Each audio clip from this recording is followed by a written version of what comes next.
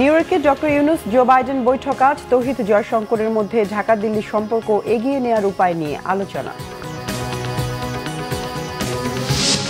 লোক দেখানো কাজ করে ডেঙ্গু সংক্রমণ কমানো সম্ভব নয়, এএফ হাসান আরিফের মন্তব্য, সচেতনতা বাড়ানোর তাগিদ। শেয়ারবাজার কারসাজির অভিযোগ, সাকিব আল হাসানকে 50 লাখ টাকা জরিমানা বিএসইসি।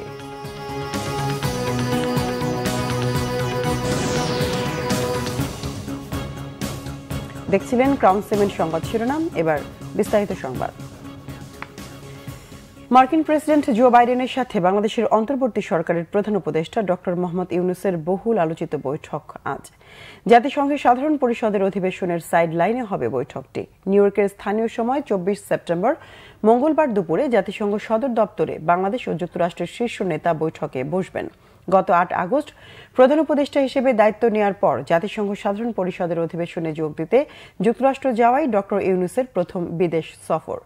জাতিসংঘ সাধারণ পরিষদের অধিবেশনে জনকল্যাণমূলক রাষ্ট্র গঠন, রোহিঙ্গা সংকট, টেকসই উন্নয়ন, অভিবাসন ও ফিলিস্তিন সহ বিভিন্ন ইস্যু প্রধান উপদেষ্টা তার বক্তব্যে তুলে ধরবেন। নিউ ইয়র্কে অবস্থানকালে প্রধান উপদেষ্টা নেদারল্যান্ডস, পাকিস্তান ও নেপালের প্রধানমন্ত্রীদের সঙ্গে দ্বিপক্ষীয় বৈঠক করবেন বলে আশা করা হচ্ছে। পররাষ্ট্র উপদেষ্টা মোহাম্মদ তৌহিদ হোসেন বলেছেন, রোহিঙ্গা সংকট শুধু বাংলাদেশের জন্য উদ্বেগের বিষয় নয়, মিয়ানমার থেকে বিতাড়িত রোহিঙ্গা আশপাশের অঞ্চলে ছড়িয়ে পড়ার ঝুঁকিও রয়েছে। নিউ ইয়র্কে জাতিসংঘ সাধারণ পরিষদ অধিবেশনে কমনওয়েলথ মন্ত্রীদের বৈঠকে তিনি এসব কথা বলেন। পররাষ্ট্র উপদেষ্টা বলেন, মিয়ানমারের জনপথ যে সংকটের সম্মুখীন হয়েছে তা আশপাশের অঞ্চলে ছড়িয়ে পড়ার ঝুঁকি রয়েছে। এজন্য আন্তর্জাতিক সম্প্রদায়ের উচিত এই ইস্যুতে কাজ করা। সবার ভবিষ্যৎ সুরক্ষার জন্য সম্মিলিত প্রচেষ্টার উপর গুরুত্বারোপ করেন পররাষ্ট্র উপদেষ্টা। শিক্ষা, স্বাস্থ্য খাতে উন্নয়নশীল দেশগুলোর জন্য প্রযুক্তি বিনিময়কে সহজ করা, জলবায়ু ইস্যুতে ধনী দেশগুলোর প্রতিশ্রুতি পূরণের কথাও উঠে আসে পররাষ্ট্র উপদেষ্টার বক্তব্যে। এর আগে নিউ ইয়র্ক সময় সোমবার সন্ধ্যায় ভারতের পররাষ্ট্রমন্ত্রী এস জয়শঙ্করের সঙ্গে সাক্ষাৎ করে দুই দেশের স্বার্থ সংশ্লিষ্ট বিষয়ে আলোচনা করেন পররাষ্ট্র উপদেষ্টা মোহাম্মদ তৌহিদ হোসেন। জয়শঙ্কর টুইটারে এক পোস্টে জানান, দ্বিপাক্ষিক সম্পর্কের বিষয়ে আলোচনা হয়েছে। জাতিসংঘ সাধারণ পরিষদের ৭৯তম সাধারণ পরিষদ অধিবেশনে প্রধান উপদেষ্টা অধ্যাপক মোহাম্মদ ইউনুসের সফর সঙ্গী হিসেবে নিউ ইয়র্কে অবস্থান করছেন পররাষ্ট্র উপদেষ্টা।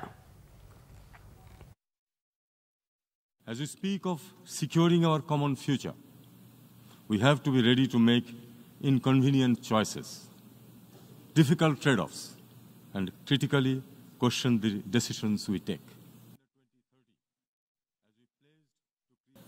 While wealth abounds to finance almost all the global needs, even though developing countries are ready to pay for the solutions, we see very little money moves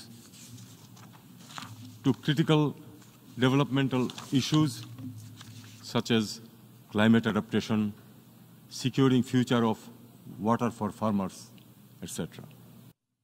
Madam President, what is key to me is to rediscover learning beyond skewed remit of education only.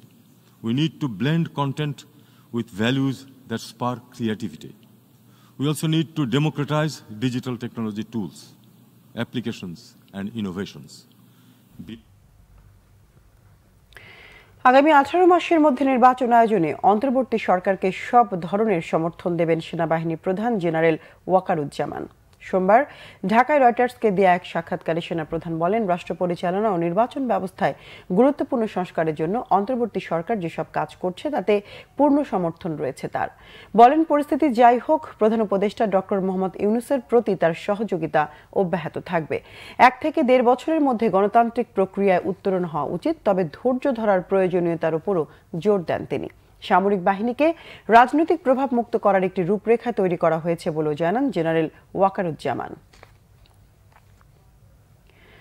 কক্সবাজারের চকরিয়ার ডুলাহাজারায় যৌথ বাহিনীর অভিযান পরিচালনার সময় সন্ত্রাসীদের হামলায় নিহত হয়েছেন লেফটেন্যান্ট তানজিম সরওয়ার নির্জন।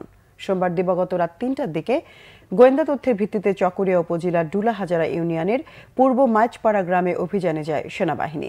এ সময় 7 থেকে 8 জনের একটি ডাকাত দল তাদের উপস্থিতি টের পেয়ে পালিয়ে যাওয়ার চেষ্টা করে। লেফটেন্যান্ট তানজিম সরওয়ার নির্জন ডাকাত দলের কয়েকজনকে তাড়া করেন। এ সময় ডাকাত দলের সদস্যরা তাকে ছুরিকাঘাত করে। গুরুতর অবস্থায় সিএমএইচে নেয়ার পথে মারা যান তিনি। নিহত তানজিম পাবনা ক্যাডেট কলেজের 36তম ব্যাচের ক্যাডেট ছিলেন। ঘটনাস্থল থেকে 3 ডাকাতকে অস্ত্র ও গোলাবারুদ সহ আটক করা হয়। এছাড়াও ডাকাত সন্দেহে আটক করা হয় আরও 3 জনকে। অন্তর্বর্তীকালীন সরকারের স্থানীয় সরকার উপদেষ্টা এএফ হাসান আরিফ বলেছেন, লোক দেখানো কাজ করে ডেঙ্গু সংক্রমণ কমানো সম্ভব নয়। যার যার অবস্থান থেকে প্রত্যেকেই সচেতন হয়ে ডেঙ্গু নিধনে কাজ করার আহ্বান জানিয়েছেন তিনি। সকালে পুরান ঢাকা, আরমানিটোলা সহ বিভিন্ন এলাকায় ডেঙ্গুর নিধন কার্যক্রম পরিদর্শন শেষে তিনি বলেন, ডেঙ্গু নিধনে ঢাকা দক্ষিণ সিটি কর্পোরেশনের 12টি টিম কাজ করছে। যারা দায়িত্বে আছেন তাদের সচেতন হয়ে কাজ করার আহ্বানও জানান তিনি। এছাড়া নিজ উদ্যোগে পাড়ায় পাড়ায় এবং মহল্লায় পরিষ্কার পরিচ্ছন্নতার কাজ শুরুর আহ্বানও জানান উপদেষ্টা। প্রতি বছর ডেঙ্গু জ্বরের প্রকোপ বাড়লেও অতীতে সময় মতো উদ্যোগ নেওয়া হয়নি। বর্তমান সরকার ডেঙ্গুর মশা ও রোগ নিয়ন্ত্রণে বিশেষ কমিটি গঠন করেছে। পরিষ্কার পরিচ্ছন্নতা না হওয়ার জন্য সংশ্লিষ্ট এলাকার কাউন্সিলরদের দায়ী করেন তিনি। বলেন, লোক দেখানো কাজ করে ডেঙ্গু প্রতিরোধ করা সম্ভব নয়।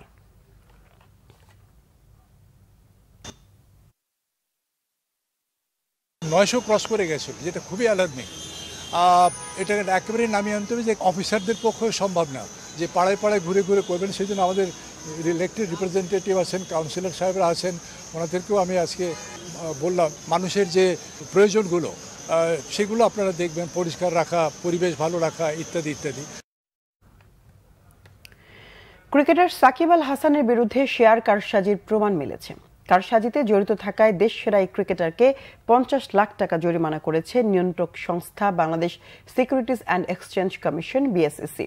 মঙ্গলবার বিএসইসির চেয়ারম্যান খন্দকার রাশেদ মাকসুদের সভাপতিত্বে অনুষ্ঠিত কমিশন সভায় এই জরিমানার সিদ্ধান্ত নেওয়া হয়েছে।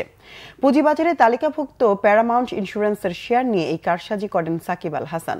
সাকিব আল হাসানের পাশাপাশি শেয়ার বাজারের আলোচিত কারসাজিকারী আবুল খায়ের ওরফে হিরু, তার বাবা আবুল কালাম মাতবর, মোহাম্মদ জাহিদ কামাল, হিরুর প্রতিষ্ঠান মোরাক মার্ক, ইসহাল কমিউনিকেশন ও লাভা ইলেকট্রোড্রেস ইন্ডাস্ট্রিজের বিরুদ্ধে কারসাজিতে জড়িত থাকার প্রমাণ মিলেছে।